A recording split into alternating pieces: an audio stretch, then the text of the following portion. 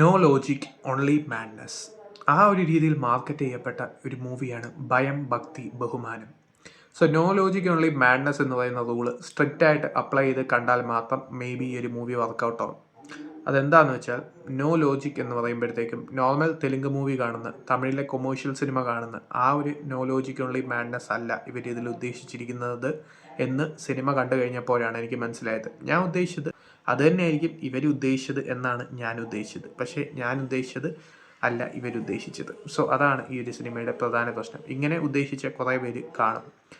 എന്താണെന്ന് വെച്ചാൽ ഇപ്പോൾ ഒരു മഹേഷ് ബാബുവിൻ്റെ പടം, വിജയുടെ പടം, രജനീകാന്തിൻ്റെ പടം, ചിരഞ്ജീവിയുടെ പടം, ബാലയ്യയുടെ പടം, അങ്ങനെയുള്ള മൂവീസിൽ വരുന്ന ചിലപ്പോൾ ചില കത്തി സീക്വൻസസ് ഒക്കെ കാണും. അതൊക്കെ മേ ബി പോട്ടെന്ന് വെക്കാം നമുക്ക്. സോ പക്ഷേ അങ്ങനെയുള്ള സംഭവങ്ങളല്ല. മൊത്തം മൂവിയിൽ ഒന്നും ചിന്തിക്കാതെ കണ്ടാൽ മാത്രം മൂവി ചിലപ്പോൾ വർക്കൗട്ട് ആവും. ഒരു ചിന്തയും കടന്നു വരാൻ പാടില്ല. പല പ്രാവശ്യം നമ്മളെ റിപ്പീറ്റായിട്ട് ഓർമ്മിപ്പിക്കുന്നുണ്ട്, ലോജിക്കലി ചിന്തിക്കല് മാഡ്നസ് മാത്രമേ ഉള്ളൂ, ലോജിക്കലി ചിന്തിക്കല് മാഡ്നസ് മാത്രമേ ഉള്ളൂ എന്നുള്ള സംഭവം.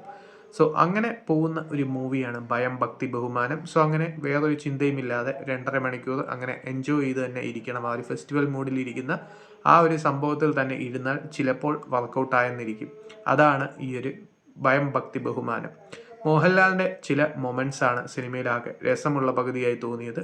മോഹൻലാലിൻ്റെ ചില മാനറിസങ്ങളും നമ്മൾ കണ്ടിട്ടുള്ള സംഭവമാണെങ്കിലും അത് ഈ ഒരു മോഹൻലാലിൻ്റെ ക്യാരക്ടർ ചെയ്യുമ്പോൾ കിട്ടുന്ന ഒരു സംഭവമുണ്ട്. സോ അത് അത്യാവശ്യം വർക്കൗട്ടായി എന്ന് പറയാം. അതല്ലാതെ കാര്യമായിട്ടുള്ള സംഭവങ്ങളൊന്നുമില്ല. അജിത്തിൻ്റെ മൂവീസ് അല്ലെങ്കിൽ വിജയുടെ മൂവീസ്, ചില മൂവീസൊക്കെ ഉണ്ട്, ഗുഡ് ബാഡ് ആൻഡ് അഗ്ലി, അത് കുറേ എടുത്ത് പറയുന്നത് കേട്ടു. അതിലെ സീക്വൻസസും റെഫറൻസസും ഒരു പരിധി കൂടുതലും വിജയിക്കുന്നുണ്ട്.